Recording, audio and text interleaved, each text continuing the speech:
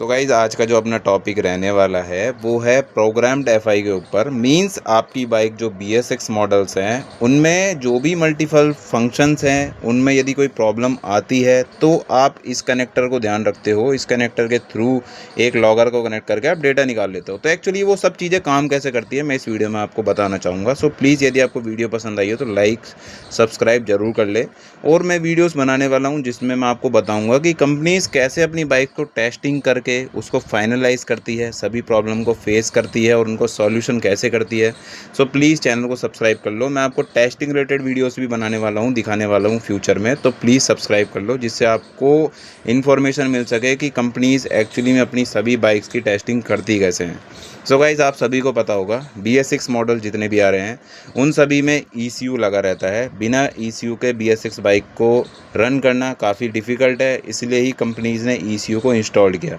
Actually ECU का काम क्या है, आपकी बाइक की जितनी भी माल फंक्शन प्रॉब्लम है, मतलब जितने भी आपके सेंसर्स लगे होते हैं जैसे O2 सेंसर हो गया, आपकी थ्रॉटल बॉडी हो गई, उन सभी को ये डिटेक्ट करके रखता है। मीन्स हमेशा उनको मॉनिटर करता रहता है। जैसे आपकी बाइक में कोई भी बड़ी प्रॉब्लम आएगी O2 सेंसर से रिलेटेड या फिर हीट टेम्परेचर से रिलेटेड, तो माल फंक्शन लाइट जो आपके मीटर में आती है, आप सभी को पता होगा आपके मीटर में एक माल फंक्शन लाइट होती है, ये आपको दिख रही होगी। ये माल फंक्शन लाइट जब भी आपकी बाइक में इंजन स्टार्ट होने के बाद भी आ रही है तो मीन्स आपकी बाइक में कोई फॉल्ट फेलियर है जिसकी वजह से वो लाइट ग्लो कर रही है। अब आपको मैं बताता हूँ एक्चुअली में होता क्या है। ये आपका जो ECU इंस्टॉल्ड है ये हमेशा क्या करेगा, आपके जितने भी सेंसर्स रहते हैं जैसे O2 सेंसर हो गया, आपका हीट टेम्परेचर सेंसर हो गया या फिर आपकी जो थ्रॉटल बॉडी हो गई, इसमें और आपस में मतलब ये सारे सेंसर्स हमेशा ECU से कनेक्ट रह के आपस में कम्युनिकेट करते रहते हैं। मींस जैसे आप समझ रहे हो, जैसे आप अपने लैपटॉप के थ्रू जब आप कोई भी ड्राइव यूज़ करते हो तो वो हमेशा कम्युनिकेट कॉन्टीन्यूस करती रहती हैं। तो सेम इसमें भी यही होता है। ECU हमेशा उनको मॉनिटर करता है। मॉनिटर इसलिए करता है कि कोई भी यदि माल फंक्शन प्रॉब्लम आए और आपकी बाइक में कोई भी मेजर फॉल्ट ना आए जिससे आपकी बाइक में मेजर खर्चा आए, उससे बचने के लिए ये फ़ीचर दिया गया है। ये फ़ीचर इसलिए ही दिया गया है कि आपकी बाइक हमेशा सेफ़ रहे। साथ में आप सभी को पता होगा इतने इलेक्ट्रॉनिक्स बाइक में इंस्टॉल्ड हैं। अब इतने इलेक्ट्रॉनिक्स को ऑपरेट करने के लिए एक प्रॉपर्ली माइंड होना चाहिए, तो वो ECU है। ECU एक तरह से आप माइंड बोल सकते हो बाइक का।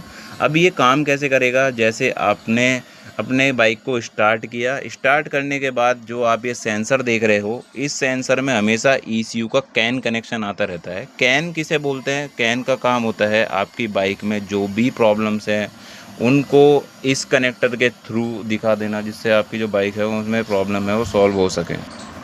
तो ये कनेक्टर एक्चुअली काम कैसे करता है? इस कनेक्टर का जो काम है वो ये है, आप सभी ने अपनी बाइक को कभी या कभी सर्विस सेंटर पे लेके गए होंगे। आप सभी को पता है वहाँ पे जैसे ही आप सर्विस सेंटर लेके जाते हो तो सर्विस सेंटर वाले एक लैपटॉप कनेक्ट करते हैं या फिर एक इंस्ट्रूमेंट आता है जिसको इससे कनेक्ट करते हैं, जिसे कैन कम्युनिकेशन इंटरफेस या फिर आप VCI बोल सकते हैं, व्हीकल कम्युनिकेशन इंटरफेस। जो हमेशा करता क्या है, इस सेंसर से कनेक्ट होएगा। सेंसर हमेशा ECU से कनेक्ट है ही है, तो वो मॉनिटर करेंगे और कोड जनरेट करेंगे। वो पूरी गाड़ी को 0 to 100 तक स्कैन करेंगे। सारे सेंसर्स को वो स्कैन करेगा। जो इंस्ट्रूमेंट है वो देखते हैं, उस इंस्ट्रूमेंट में वो स्कैन करेंगे।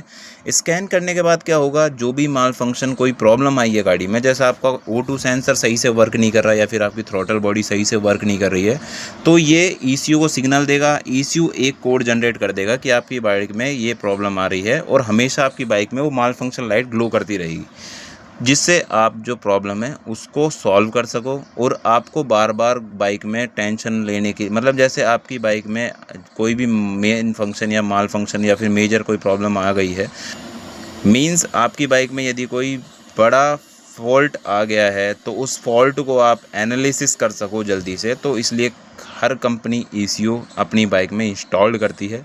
जो पहले ओल्ड बाइक आती थी जिनमें FI सिस्टम आता था, उनमें भी आप सभी को मैं बता देना चाहता हूँ कि साथ में ECU नहीं होता था, बट जो FI आता था, आपने देखा होगा HF डिलक्स जो ओल्ड मॉडल या फिर कई मॉडल्स HF डिलक्स ऐसे आते हैं जिसमें थ्रॉटल बॉडी में ही ECU कनेक्ट रहती है, वो सेम यही काम करती है। ये सेपरेटेड है, वो इंस्टॉल उसी में रहती है।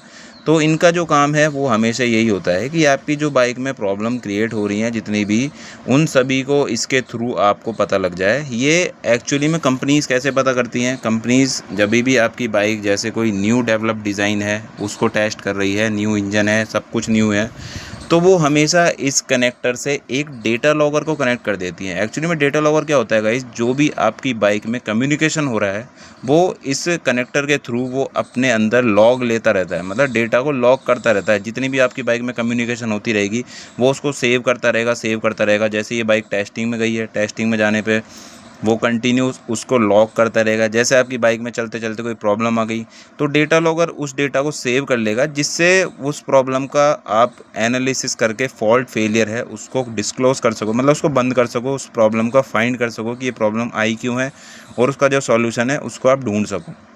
तो इसलिए कंपनीज़ एक डेटा लॉगर हमेशा इंस्टॉल करके रखती है। BS6 बाइक में काफ़ी आसानी हो जाती है इन चीज़ों की, फॉल्ट फेलियर की। बस मेन प्रॉब्लम BS6 में लोग जो डरते हैं वो इसलिए डरते हैं कि हार्डनेस से रिलेटेड कोई इश्यूज़ ना आ जाए। तो यदि कोई मैकेनिक भाई इस वीडियो को देख रहे हैं तो आप सभी ने वैसे भी काफ़ी वीडियोस हैं जिनसे आप पता लगा सकते हो फॉल्ट फेलियर कैसे फाइंड किया जाता है। बट आप कभी भी BS6 फेज़ 1 फेज़ 2 जो भी मॉडल्स हैं इनकी डायरेक्ट हार्डनेस को कट मत करो। आप पहले कोशिश करो कि जितने भी सेंसर्स है उनमें जो कोड जनरेट हुआ है उसमें प्रॉब्लम क्या है। यदि प्रॉब्लम है तो उन सेंसर्स को चेंज कर लो। चेंज करके भी यदि प्रॉब्लम सॉल्व नहीं होती है मल्टीपल बार, तो आप उन चीज़ों को मल्टीमीटर के थ्रू जो उसमें वैल्यू क्रिएट होती है उसको मैच करके देख लो, जिससे जो प्रॉब्लम है वो सॉल्व हो सके। सो गाइस, और भी वीडियोस मैं बनाने वाला हूँ, सो प्लीज़ चैनल को सब्सक्राइब कर लो, लाइक कर लो वीडियोस को। मैं कई रीजंस की वजह से वीडियोस इतनी लंबी नहीं ला पा रहा था, बट मैं अब कॉन्टीन्यूस वीडियोस लाने वाला हूँ। So please thank you so much यदि आप सब्सक्राइब करते हो तो, और कमेंट भी कर सकते हो। यदि आपकी कोई क्वेरी हो तो आप कोई भी बाइक से रिलेटेड पूछ सकते हो। मेरे पास ये BS6 सुपर स्प्लेंडर है, मेरे पास पल्सर 180 भी है, साथ में आपको स्प्लेंडर दिख रही होगी 1998 मॉडल स्प्लेंडर भी है, और साथ में मेरे पास एक रेडियन भी है जो BS4 रेडियन आती थी वो भी है। तो मल्टीपल बाइक्स हैं जिससे मैं आपको बता सकता हूँ इनसे रिलेटेड। और मैं टेस्टिंग से रिलेटेड काम करता हूँ, बस सभी बाइक्स की मैं टेस्टिंग करता हूँ एक्चुअली। तो मेरे को पता है कैसे टेस्टिंग होती है, तो मैं आपको इन चीज़ों का भी बताऊँगा कि कैसे टेस्टिंग कंपनीज़ करती है, जिससे आपको इन्फॉर्मेशन मिल सके। So thank you so much. यदि आप इंटरेस्टेड हैं तो चैनल सब्सक्राइब जरूर करना। Thank you so much.